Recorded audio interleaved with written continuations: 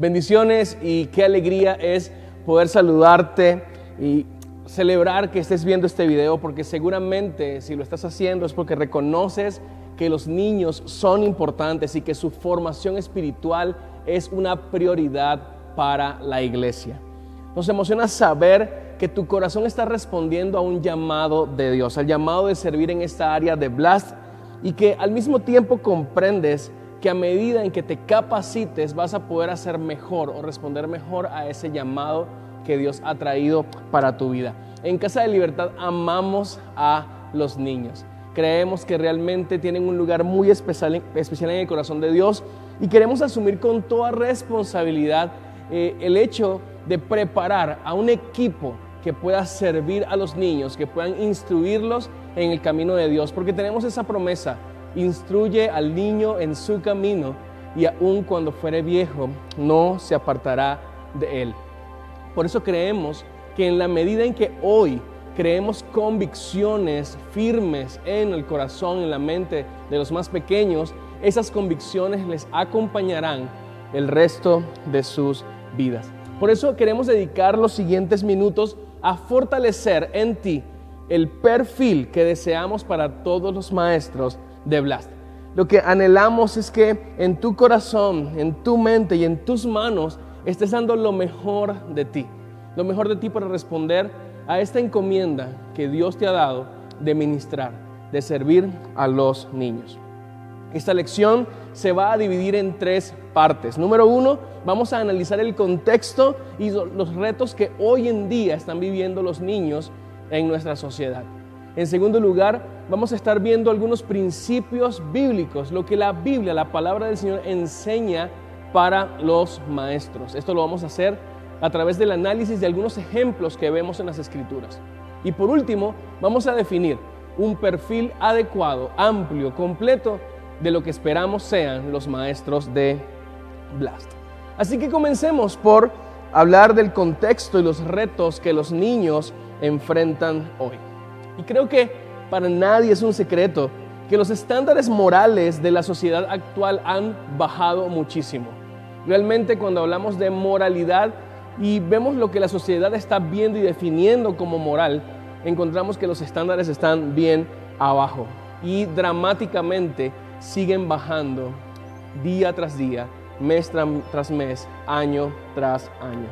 Lo triste de todo esto es que no solamente estamos viviendo en una sociedad de estándares morales bajos, sino que la verdad es que hay muchas actividades, muchos pensamientos, muchos aparatos críticos que están presentando una oposición directa a la palabra de Dios, a la voluntad de Dios que ha sido revelada en las Escrituras.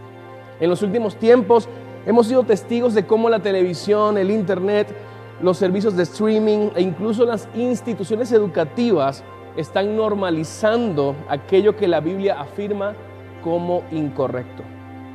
Vemos una exaltación de la ideología de género, la promoción de la libertad sexual en adolescentes, la normalización de vicios a temprana edad e incluso el impulso de lo sensual en las redes sociales. Todas estas son cosas que ya son normales en nuestra sociedad y que nuestros niños, nuestros adolescentes están consumiendo todos los días, modificando también sus propios estándares de lo que es bueno y malo. Ellos están intencionalmente siendo adoctrinados hacia una supuesta mentalidad abierta e inclusiva, pero que tristemente lo que está haciendo es que su moralidad, que sus estándares, que lo que ellos ya quizás abrazaron como es correcto de parte de Dios, ya no lo sea. Si analizamos un poco la proporción del tiempo en el que los niños están recibiendo información buena y mala, es alarmante entender esto. Aquí en la iglesia quizás están 2 horas a la semana, 2 horas en las que quizás están recibiendo seguramente un muy buen mensaje. A través de la música, a través de una lección, una actividad, están recibiendo un mensaje que está ligado a la palabra de Dios y a la voluntad del Padre. Son 2 horas en las que están siendo realmente receptores de principios de vida que los acompañarán y los harán mejores. Sin embargo, estas 2 horas encuentran oposición en 6 días o en decenas de horas en las que están recibiendo, por otro lado, mensajes negativos, adoctrinamiento en otras esferas que los están alejando de lo que es la voluntad de Dios. Es por eso que es tan importante que el tiempo que tenemos con ellos podamos aprovecharlo al máximo. Es importante que el tiempo que tenemos para invertir en ellos tenga altos estándares de calidad, intencionalidad y propósito. Y esto me lleva entonces al segundo punto de esta lección, y es qué dice la Biblia de la labor del maestro. ¿Cuáles son los principios bíblicos para ser maestros idóneos? En todo el texto bíblico encontramos muchas referencias de relación entre maestros y discípulos, e incluso vamos a ver algunos que hoy vamos a destacar que hablan precisamente de discípulos niños, de jovencitos, de niños y adolescentes que estaban recibiendo instrucción de parte de un maestro. Y quiero entonces contarte 3 episodios en la palabra al respecto y junto a este episodio darte un principio. Principio número 1, el maestro ejerce influencia. El maestro ejerce influencia. Y quiero que me acompañes ahí en tu Biblia al segundo libro de Crónicas, capítulo 23 y 24. Vamos a ir juntos a la palabra. Segundo de Crónicas, capítulos 23 y 24. Para que entremos un poquito en contexto de esta escritura, quiero contarte que en Judá, en este momento de la historia bíblica, en Judá el rey Ocosías acaba de morir y su madre, la reina madre Atalía, usurpa el trono y asesina a todos aquellos de la familia real que podían por sucesión tomar el trono. Así que ella se sienta a gobernar usurpando el lugar que le correspondía a los hijos de Ocosías. Y en medio de esta matanza que Atalía lleva a cabo, un hombre fiel a Dios, el sacerdote Joiada, hace algo muy especial y es esconder, literalmente salvar la vida de uno de los hijos de Ocosías que se llamaba Joás. Así que el sacerdote Joiada esconde a Joás durante 7 años. Y 7 años después de estos acontecimientos, cuando Atalía usurpa el trono, el sacerdote con otros principales de Israel y otros sacerdotes hacen una revuelta, se van en contra de Atalía y logran sentar en el trono al legítimo rey, en este caso Joás.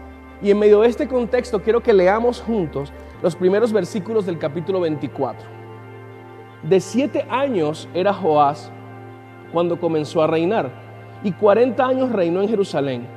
El nombre de su madre fue Sibia de Berseba, e hizo Joás lo recto ante los ojos de Jehová todos los días de Joiada el sacerdote. El texto nos está indicando que este sacerdote Joiada no solamente fue su protector o el protector de su vida, sino que se convirtió en un mentor, se convirtió en un hombre de influencia para este niño que desde muy temprana edad tuvo que tomar el trono, el gobierno de Judá. Joiada se convirtió entonces en esta voz de Dios audible para el pequeño rey. Y su influencia fue tan positiva, fue tan real, que dice la Escritura que durante todos los años que Joiada estuvo con vida, el rey Joás hizo lo recto delante de los ojos de Dios. Es impresionante ver la influencia positiva que este sacerdote ejercía sobre el rey. Pero más adelante, en los versículos 15 al 18, vemos que Joiada muere y con su muerte la influencia sobre el rey cambia. Dice el versículo 15, mas Joiada envejeció y murió lleno de días. De 130 años era cuando murió, y lo sepultaron en la ciudad de David con los reyes, por cuanto había hecho bien con Israel y para con Dios y con su casa. Muerto Joiada, vinieron los príncipes de Judá y ofrecieron obediencia al rey. Y el rey los oyó. Y desampararon la casa de Jehová, el Dios de sus padres, y sirvieron a los símbolos de acera y a las imágenes esculpidas. Entonces la ira de Dios vino sobre Judá y Jerusalén por este su pecado. Dice en esta porción entonces que Joiada, el sacerdote que había influenciado positivamente al rey Joás, murió. Y con su muerte, los príncipes, dice que empezaron a ser los consejeros del rey. Y él los oyó, pero el consejo de ellos lo desviaron de la obediencia y la honra a Jehová. Así que, sin lugar a dudas, podemos entender en estas escrituras que hay un principio de influencia. Y como maestros, como personas que ejercen una labor de enseñanza y de mentoreo sobre otros, tenemos que reconocer que sin lugar a dudas, nuestra cercanía a los niños nos convierte en personas con una poderosa influencia sobre ellos. Y la influencia puede usarse para lo bueno o para lo malo. No olvidemos o ignoremos esa influencia que ejercemos, en su lugar, aprovechémosla. Tenemos que aprovechar la influencia para guiarlos a la obediencia y al camino del Señor. En segundo lugar, o un segundo principio que quiero mostrarte en la palabra es que el maestro reconoce el potencial de su discípulo. El maestro reconoce el potencial de sus discípulos. Y para esto quiero que me acompañes al primer libro de Samuel, capítulo 2, versículo 18. Primero de Samuel, capítulo 2, versículo 18. Y dice este texto: y el joven Samuel ministraba en la presencia de Jehová, vestido de un efod de lino. Y quizás dices, pero ¿qué puedo entender como principio para un maestro? Bueno, quiero recordarte en pocos segundos la historia. La mamá de Samuel, Ana, no podía tener hijos. Y ella se presenta delante de Dios con angustia, ora y recibe un milagro de parte de Dios. Ella concibe en su vientre a Samuel. Samuel nace y ella, en cumplimiento de un voto que había hecho, lo lleva delante del sacerdote Elí y lo entrega literalmente en sus manos y le dice: aquí está este niño por el que yo oraba, para que sirva a Dios. Y Elí se convierte también entonces, como Joiada, en el protector de un niño, pero también en aquel que le está guiando en el que será luego el ejercicio de su ministerio de por vida, el servicio a Dios. Y Elí entonces está formando, protegiendo al pequeño Samuel. Y lo que podemos encontrar en el capítulo 2 es que los hijos de Elí, Ofni y Finés, que bien tenían la responsabilidad de ser sacerdotes en Israel, estaban haciendo un trabajo pésimo. Estaban realmente deshonrando a Dios con sus vidas y sus acciones. Pero en su lugar, Elí estaba permitiendo que el pequeño Samuel sirviera a Dios. Y él crecía en este servicio, en la sabiduría que Dios le estaba dando, desarrollando su vida para lo que más adelante sería la respuesta al llamado directo de Dios para él. Y sé que algunos que conocen la historia pueden decir, seguramente Elí permitía que Samuel sirviera porque ya sabía que Dios lo había llamado. Pero no quiero que te confundas. El llamamiento, el famoso llamado de Dios a Samuel de noche, cuando escuchaba la voz de Dios llamándole, está registrado en el capítulo siguiente a este, donde se está ya hablando de un Samuel sirviendo. Lo que quiero decirte es que Elí sabía que este niño que había sido dedicado a Dios, este niño que estaba en el templo, era un niño que se estaba formando para el resto de su vida servir a Dios. Y cuando un maestro reconoce eso en los niños, entonces cambiará el enfoque de su enseñanza. Entenderá que no se trata solamente de mantenerlos ocupados mientras los adultos están en el templo recibiendo palabra del pastor o el tiempo de alabanza. Cuando un maestro reconoce que está con niños que serán siervos, entonces les enseñará, les guiará con el ejemplo y potenciará sus vidas para que en adelante puedan servir a Dios con excelencia. No olvidemos entonces que los niños que estamos formando en Blast van a convertirse en los siervos de mañana. Blast no es solamente un lugar de cuidado donde pasan un rato, es el lugar donde se están entrenando para el servicio que muy pronto ejercerán. Así que tenemos que entender que nuestro servicio a Dios requiere que formemos espiritualmente y dotemos de capacidades a los niños que semana a semana llegan a las aulas de Blast. Por último, quiero darte este principio, y es que un maestro se esfuerza. Un maestro se esfuerza. En el Nuevo Testamento encontramos las cartas de Pablo a Timoteo. primera y segunda carta de Pablo a Timoteo. Son dos cartas preciosas, llenas de enseñanza de parte de Pablo para su discípulo, para este joven discípulo en formación. Él lo está entrenando para el ministerio. Ahora, son dos cartas especiales y particulares para Timoteo. Ambas cartas comienzan con Pablo saludando y diciendo que el destinatario original de estas cartas era Timoteo. Y con esta simple acción de dedicar cartas a Timoteo, Pablo está demostrando ser un maestro preocupado por la formación de su discípulo, que se está esforzando porque este joven conozca lo que debe hacer y lo haga de una forma correcta. Y en el texto encontramos algunas frases donde esta preocupación se hace muy real y se traduce en acciones. Por ejemplo, en la segunda carta de Pablo a Timoteo, capítulo 2, versículo 3, dice: sin cesar me acuerdo de ti en mis oraciones. Sin cesar me acuerdo de ti. Pablo no oraba solamente cuando eventualmente se recordaba de Timoteo, sino que sin cesar lo hacía, se esforzaba por llevar una cobertura espiritual, una petición constante, un ruego a Dios para que el Señor guiara a su discípulo. También en la primera carta a Timoteo, capítulo 4, versículos del 11 al 15, vemos un famoso texto en el que Pablo insta a Timoteo a hacer algunas cosas. Mira lo que dice el texto. Primera carta de Pablo a Timoteo, capítulo 4, versículos 11 al 15. Dice la escritura así: esto manda y enseña, ninguno tenga en poco tu juventud, sino sé ejemplo de los creyentes en palabra, conducta, amor, espíritu, fe y pureza. Entre tanto que voy, ocúpate en la lectura, la exhortación y la enseñanza. No descuides el don que hay en ti, que te fue dado mediante profecía con la imposición de las manos del presbiterio. Ocúpate en estas cosas, permanece en ella, para que tu aprovechamiento sea manifiesto a todos. Ten cuidado de ti mismo y de la doctrina, persiste en ello, pues haciendo esto te salvarás a ti mismo y a los que te oyeren. Y sabes algo, lo interesante del modelo de discipulado bíblico es que todo maestro enseñaba con palabras, pero también con el ejemplo.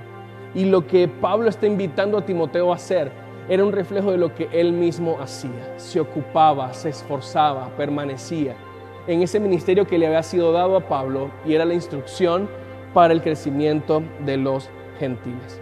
Así que el ministerio que hemos recibido requiere nuestra atención y requiere nuestro esfuerzo. Es un privilegio que hemos recibido de parte de Dios el poder enseñar y modelar la vida de los más pequeños. Esos pequeños que hoy los vemos jugando, quizás corriendo o incluso no muy interesados en lo que les estamos enseñando, pero que con esfuerzo lograremos sembrar una semilla que más adelante los hará convertirse en los siervos, misioneros, pastores, líderes de la iglesia que edificarán el cuerpo de Cristo en el mañana. Por último, en esta lección quiero entonces resumir todo esto en un perfil, el perfil del maestro de Blast. Y basándonos en los principios que acabo de compartirte, y además reconociendo aquellas cosas que Dios espera de todos sus discípulos, puedo listarte al menos 6 cosas que deben estar presentes en tu vida como maestro de Blast. Número 1, una persona con amor por los niños. Es parte del perfil, una persona que ama a los niños. Y es que el amor te motivará al esfuerzo, te motivará a reconocer lo que Dios ha puesto en ellos y a enseñar con todo tu corazón, con todo tu ser, y realmente poniendo como prioridad la vida de ellos. Además, el perfil del maestro de Blast nos habla de una persona que conoce la palabra de Dios e influencia a los niños a través de sus principios. ¿Recuerdas a Joyadá? Él era un sacerdote instruido en las Escrituras y con eso influenciaba al rey Joás. Queremos que los maestros de Blast sean hombres y mujeres de conocimiento bíblico que puedan influenciar a través de la palabra la vida de los pequeños. Número 3, es una persona que reconoce el amor de Dios por los niños y el potencial que tienen para servir muy pronto. Aquel que es maestro o maestra en Blast debe reconocer que está sirviendo con su enseñanza a los hijos de Dios, a los más pequeños que pronto serán sus siervos, y por amor a ellos lo hará con excelencia. Número 4, es una persona que se esfuerza por hacer bien su trabajo, sabiendo que está sirviendo a Dios y a sus hijos. El maestro o la maestra de Blast deben ser alguien esforzado en la tarea que le ha sido encomendada. 5, es una persona que busca constantemente de Dios en oración y en lectura de su palabra, pues solamente podemos dar lo que tenemos. De la abundancia de nuestro corazón hablará nuestra boca, y si queremos ser influencia y ser realmente usados para enseñar la palabra, nuestras vidas deben estar llenas de ella. Y número 6, debe ser una persona comprometida con la iglesia. Sabemos que una de las cosas que Dios anhela es que cada uno de nosotros seamos parte de su cuerpo y que podamos servirnos los unos a los otros. Y esperamos que el maestro o la maestra de Blast sean realmente personas que aman la casa en la que Dios les ha puesto y sirven con todo su corazón, entendiendo que es el reino de Dios en la tierra. Así, amados hermanos y hermanas, en resumen quiero decirte que ser maestro o maestra en Blast es un privilegio precioso que Dios les ha dado y que realmente no debe ser visto en menos o menospreciado como una tarea de segunda clase dentro de la iglesia. Lo que están haciendo es importantísimo. Están modelando las vidas de los que serán los líderes y congregantes de la iglesia del mañana. Están hoy creando convicciones que acompañarán a esos niños por toda su vida. Y están luchando contra una sociedad que los está apartando de Dios, pero nosotros nos unimos con la intención de traerlos a Él. Que Dios te bendiga mucho y que realmente tu labor pueda ser en este año súper excelente. Te felicito por decirle sí al llamado de Dios. Bendiciones.